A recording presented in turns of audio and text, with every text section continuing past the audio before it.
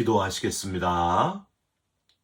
하나님 감사합니다. 새로운 하루를 허락하시고 기도하며 찬송하며 말씀을 묵상하며 하루를 시작하게 하신 것을 감사드립니다. 우리가 가는 곳마다 하나님의 영광이 드러나게 하시고 거룩한 그리스도인으로 세상에 영향력을 미치는 살아있는 그리스도인 되게 하여 주시옵소서. 답답하고 괴로운 심정으로 주님 앞에 엎드린 자녀들 있사오니 품어주시고 우리가 알지 못하는 크고 은밀한 일을 행하시는 주님의 손길을 느끼게 하여 주시옵소서. 역사하여 주시옵소서. 예수 그리스도의 이름으로 기도 올리옵나이다. 아멘. 오늘 함께 묵상하실 말씀은 갈라디아서 3장 10절부터 18절까지의 말씀입니다. 무릇 율법 행위에 속한 자들은 저주 아래에 있나니 기록된 바 누구든지 율법 책에 기록된 대로 모든 일을 항상 행하지 아니하는 자는 저주 아래에 있는 자라 하였음이라. 또 하나님 앞에서 아무도 율법으로 말미암아 의롭게 되지 못할 것이 분명하니 이는 의인은 믿음으로 살리라 하였음이라. 율법은 믿음에서 난 것이 아니니 율법을 행하는 자는 그 가운데서 살리라 하였느니라. 그리스도께서 우리를 위하여 저주를 받은 바 되사 율법의 저주에서 우리를 속량하셨으니 기록된 바 나무에 달린 자마다 저주 아래에 있는 자라 하였음이라. 이는 그리스도 예수 안에서 아브라함의 복이 이방인에게 미치게 하고 또 우리로 하여금 믿음으로 말미암아 성령의 약속을 받게 하려 함이라. 형제들아, 내가 사람의 예대로 말하노니 사람의 언약이라도 정한 후에는 아무도 패하거나 더하거나 하지 못하느니라. 이 약속들은 아브라함과 그 자손에게 말씀하신 것인데 여럿을 가리켜 그 자손들이라 하지 아니하시고 오직 한 사람을 가리켜 네 자손이라 하셨으니 곧 그리스도라. 내가 이것을 말하노니 하나님께서 미리 정하신 언약을 430년 후에 생긴 율법이 폐기하지 못하고 그 약속을 헛되게 하지 못하리라. 만일 그 유업이 율법에서 난 것이면 약속에서 난 것이 아니리라. 그러나 하나님이 약속으로 말미암아 아브라함에게 주신 것이라. 아멘. 오늘은 갈라디아서 3장 10절에서 18절까지의 말씀으로 율법과 비교해 보니 믿음은 이라는 제목의 말씀을 함께 나누고 기도하는 시간을 갖겠습니다. 한국의 전직 대통령 중에 한 분이 대통령 되기 이전에 후보이실 때에 반값 등록금 실현 전국 39개 대학교 총학생회장들과 펼치는 화끈한 토론회에 참석해서 인용했던 두 가지 우스운 이야기가 있습니다. 첫 번째 이야기는 여러분들 혹시 사랑하는 사람의 심장 무게가 얼마나 되는지 아느냐? 사랑도 많이 해보셨을 것 같은데 아직 모르시냐? 이렇게 물었어요. 다들 웅성거리고 답을 하지 못하니까 질문한 우리 후보가 대답까지 이렇게 말을 합니다. 두근두근 해서 합해서 네근입니다. 여러분을 만나러 오면서 제 마음이 바로 그런 마음이었습니다. 대한민국의 미래를 만나는 모임이기 때문에 제 마음이 어떻게 두근두근 거리는지 그런 마음이었습니다. 하고 말을 이어갔습니다. 그리고 이어서 등록금 마련에 대한 대학생들의 고충을 자기가 이해하면서 등록금 부담을 반드시 반으로 낮추겠다 하는 의지를 밝히기 위해서 했던 두 번째 이야기가 이겁니다. 여러분 산토끼 있잖아요. 산토끼의 반대말은 뭔지 아십니까? 역시 웅성웅성하니까 또 질문자가 답까지 말합니다. 여러분들의 전공이 다 다르잖아요. 전공만큼 대답이 다양할 겁니다. 생물학과 학생들은 산토끼의 반대말을 죽은 토끼라 할 거고, 지리학과 학생들은 반대말이 바다토끼라고 할 것이고, 물리학과 학생들은 알칼리 토끼라고 할 것이고, 정치외교학과 학생들은 지토끼라고 대답할 거 아닙니까? 어떤 개념을 설명할 때요, 가장 효과적으로 이해시킬 수 있는 방법이 뭐냐 하면 그 반대의 것을 알려주는 겁니다. 이걸 대조법이라고 하는데 반대의 것을 잘 제시함으로 비교해서 더 쉽게 이해하게 만드는 방법, 이게 대조법입니다. 솔로몬이 쓴 지혜 모음집인 잠언에는 바로 이 대조법의 표현들이 참 많이 나옵니다. 그래서 의인은 뭐뭐하다. 하지만 악인은 이러이러하게 된다. 미련한 자는 뭐뭐하여도 지혜로운 자는 이러이러하다. 이렇게 대조법을 많이 기록한 잠언을 보게 됩니다. 오늘 본문 갈라디아서는 소로마서라고 불릴 정도로 로마서 못지않게 이신득의, 이신칭의, 즉 믿음으로 의롭게 됨을 전하고 있는 바울의 편지다. 로마서 버금가는 그런 편지다 하고 여러분에게 이미 말씀드린 바 있습니다. 바울은 오늘 본문에서 또 믿음으로 의롭게 되는 것을 설명하기 위해 가장 좋은 방법인 대조법을 쓰면서 비교를 하면서 믿음을 잘 설명하기 위해 반대인 율법과 비교를 하면서 어떤 것이 바로 믿음인지를 잘 설명을 하고 있는 것 우리는 발견할 수 있습니다. 어제 본문에서는요, 아브라함이 의롭게 된 것은 율법의 행위로서가 아니라 하나님을 믿음으로 의롭게 된 것이다. 이렇게 말씀을 드렸고, 오늘은 그에 이어가지고 좀 더 자세하게 믿음을 설명하려고 율법과 다른 것을 더 제시하고 비교하면서 이야기를 해가고 있는데 우리에게 그게 큰 교훈이 된다 하는 겁니다. 사랑하는 성도 여러분, 오늘 본문에서 어제에 이어 또다시 믿음이 무엇인지 더욱더 분명해지시고 확신이 더 생기시고 더 굳건한 강한 믿음의 사람이 되시기를 주님의 이름으로 부탁드립니다. 첫 번째, 율법 행위에 속한 자는 저주 아래에 있게 되고 믿음은 축복의 사람이 되게 한다. 이렇게 대조하면서 표현하고 있습니다. 10절을 한번 보세요. 무릇 율법 행위에 속한 자들은 저주 아래에 있나니 기록된 바 누구든지 율법 책에 기록된 대로 모든 일을 항상 행하지 아니하는 자는 저주 아래에 있는 자라 하였습니다. 원래 율법의 시작은요, 이렇게 하지 않으면 저주받는다, 이게 아니었어요. 율법의 제일 원조는 그게 아니라는 거예요. 하나님께서 가장 처음 에덴 동산에 있는 선악과를 먹지 말라고 하셨을 때 처음 의도는 먹기만 하면 다 죽는다, 이걸 먼저 말씀하신 게 아니에요. 첫 의도가 이게 아닙니다. 다 먹어도 된다, 다 뭐든지 다 먹어라. 그런데 딱 한 가지, 요것만 좀 지켜주면 안 되겠느냐. 그게 바로 선악과인데 네가 피조물로서 이 선악과만 먹지 않았으면 좋겠다. 내가 딱 한 가지 요것만 원한다. 내가 이걸 지킴으로 너를 만든 나를 얼마나 사랑하는지 내가 보고 싶구나. 바로 이 표현이었습니다. 부모님이 어린아이에게 그런 표현 하잖아요. 야, 다 해도 되는데 칼은 만지지 말아라. 칼 만지면 사고 난다. 큰일 난다. 죽게 된다. 엄마를 얼마나 사랑하는지 엄마가 지켜보고 있을 테니까 칼 만지는지 안 만지는지 보고 있을 테니까 한번 잘 보자. 어떻게 하는지 보자. 이런 의도라는 거예요.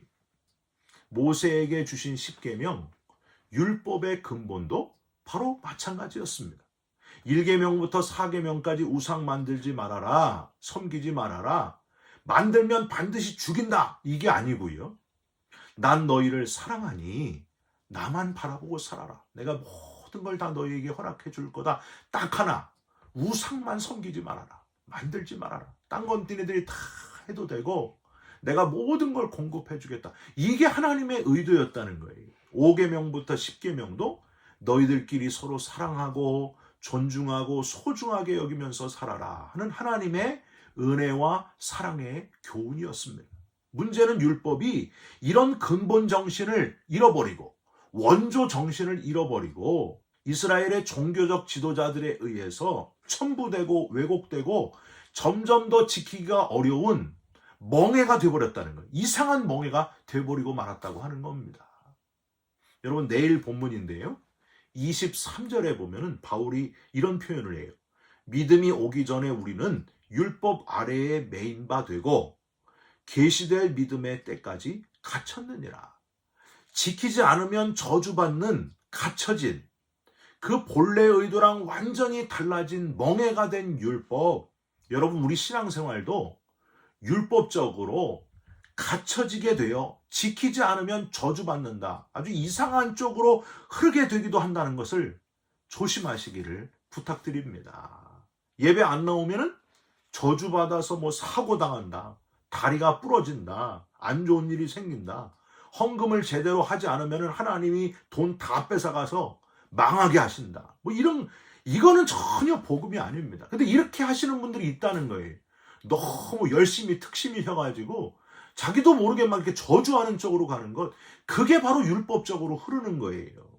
하나님의 은혜, 날 위해 십자가에서 독생자를 죽게 하심으로 날 구원하신 은혜, 부활의 나라에 들어가게 하신 너무 큰 은혜, 엄청난 사랑의 빛을 진 우리들, 그래서 그것만 생각하면은 너무 감사해서 주일 예배가 기다려지고 하나님께 다 드리고 싶은 마음, 온전히 예배하고 싶은 마음이 생기고, 주중에도 나와가지고 기도하면서 금식하면서 주일 예배 말고 철야 예배, 수요 예배 열심히 하나님 앞에 예배로 무언가를 다 드리고 싶은 마음, 바로 그런 마음이 정상의 마음이라고 하는 거예요. 근데 율법은 그게 아니라 몸을 꼭 해야 된다 하고 이상한 멍에를 쥐어준다는 겁니다. 너무 감격하여 드리는 예배, 헌금도 받은 애 생각하면 더 드리지 못해 아쉬워하는, 모든 것이 다 하나님의 것입니다. 그런 마음으로 하나님 앞에 드리는 그 마음, 그 사랑의 마음, 그 감사의 마음, 여러분, 이런 감사의 마음으로 하나님 앞에 예배하는 자가 되시기를 주님의 이름으로 부탁드립니다. 이렇게 안 하면 저주받아서가 아니라 너무 감사해서 저절로 하고 싶어지는 거예요. 그 빚진 것을 갚고 싶은 마음, 1만 달란트 탕감받은 자의 감격, 여러분, 그것을 잊지 마시기를, 그 마음을 놓치지 마시기를 주님의 이름으로 부탁드립니다. 이렇게 율법 행위에 속한 자가 아니라 믿음의 사람은 그럼 어떻게 되는가? 14절, 이는 그리스도 예수 안에서 아브라함의 복이 이방인에게 미치게 하고 또 우리로 하여금 믿음으로 말미암아 성령의 약속을 받게 하려 함이라. 이렇게 믿음의 사람은 아브라함의 큰 복을 누리게 되고 또한 성령의 약속을 받게 된다고 했습니다. 사랑하는 성도 여러분, 사람들에 의해 왜곡된 율법의 신앙 행위에 대한 얽매임의 모습은 점점 더 벗어지시고 은혜로만 살게 되는 감사와 감격과 기쁨으로 살아가시기를, 뜨거워지시기를 주님의 이름으로 부탁드립니다. 율법에 속한 자가 아니라 믿음으로 감사와 기쁨의 삶을 살아가시기를 주님의 이름으로 부탁드립니다. 두 번째로, 율법은 유한한데 하나님의 약속은 영원한 것이다 하고 표현했습니다. 15절 이후에 율법을 하나님의 약속, 하나님의 언약과 비교해서 표현하고 있어요. 16절, 이 약속들은 아브라함과 그 자손에게 말씀하신 것인데, 여기서 이 약속들은 뭘까요? 창세기 12장 2절 3절과 17장 7절 8절에 하나님께서 아브라함에게 주신 약속이, 우리가 잘 아는 아브라함의 후손들을 통해서 천하 만민이 복을 누리게 될 것이다, 바로 그 약속이었습니다. 17절에 내가 이것을 말하노니 하나님께서 미리 정하신 언약을 430년 후에 생긴 율법이 폐기하지 못하고 그 약속을 헛되게 하지 못하리라. 그러니까 아브라함에게 주신 천하 만민이 복을 얻겠다는 그 약속은 모세가 율법을 받기 430여 년 전에 이미 주어진 것인데, 어떤 율법으로도 이 언약을, 이 먼저 생긴 언약을 폐기할 수는 없다. 일부러 430년이란 기간을 표현함으로 지금 율법주의자들의 그 율법 이전에 이미 430년 전에 하나님께서 주신 약속의 영원함을 아주 상대적으로 표현하고 있는 것을 우리는 여기서 발견하게 됩니다. 율법주의자들, 너희들이 붙잡고 있는 그 율법보다 이미 430년 전에 그 원조 하나님의 약속이 아브라함에게 먼저 주어졌다. 그 변함없는 약속에 비해 너희들은 역사도 짧고 자꾸 변하면서 사람을 얽매이게 만드는 그런 율법, 그게 원조가 아니다. 진짜 원조 하나님의 약속은 변함이 없으시고 영원하시다. 변함없는 하나님의 약속을 붙들어야 된다. 사람에 의해서 이리 변하고 저리 변하고 그런 것, 얽매이는 것 붙들지 말고 멍에를 씌우는 율법주의를 조심해라. 그 표현을 지금 하고 있는 겁니다. 사랑하는 성도 여러분, 저와 여러분은 역사를 주관해 가시고 세상의 시작과 끝을 주관하시는 알파와 오메가 되시는 하나님의 약속을 붙들고 사는 자다 하는 사실을 잊지 마시기를, 영원한 약속 붙들고 끝까지 정진하시기를 주님의 이름으로 축원드립니다. 마지막으로 역시 우리가 집중할 믿음의 주인공은 오직 예수 그리스도시다. 그 표현을 하고 있습니다. 13절을 한번 보세요. 그리스도께서 우리를 위하여 저주를 받은 바 되사 율법의 저주에서 우리를 속량하셨으니 기록된 바 나무에 달린 자마다 저주 아래에 있는 자라 하였음이라. 14절에도 이는 그리스도 안에서 아브라함의 복이 이방인에게 미치게 하고, 16절에 하나님의 약속을 비교할 때도 이 아브라함에게 주신 하나님의 약속의 핵심이 뭔가 후반부에 이렇게 되어 있어요. 16절 후반부에 오직 한 사람을 가리켜 내 자손이라 하셨으니 곧 그리스도라. 아브라함에게 주신 약속의 그 포인트 누구라고요? 오직 그리스도시라. 그 표현을 지금 하고 있는 겁니다. 계속해서 그리스도, 오직 예수 그리스도, 나무에 달린 자 그리스도 안에서 계속 예수님에 대한 표현을 제시하면서 오직 한 분 예수 그리스도께 집중하도록, 그게 바로 믿음이다 하는 것을 바울은 강조하고 있습니다.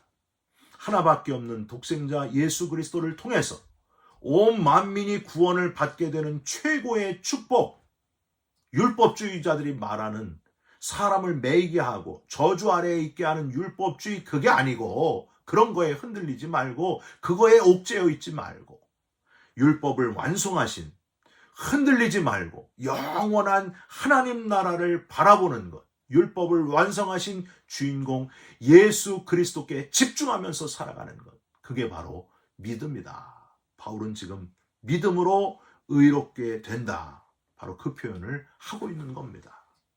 내 삶의 주인공이 과연 예수 그리스도신가 한번 체크해 보시기를 주님의 이름으로 부탁드립니다. 모든 율법주의, 얽매인 것들이 있다면, 우리 신앙생활 하는데 얽매여서 억지로 하는 것들이 있다면요, 다 벗어버리십시오.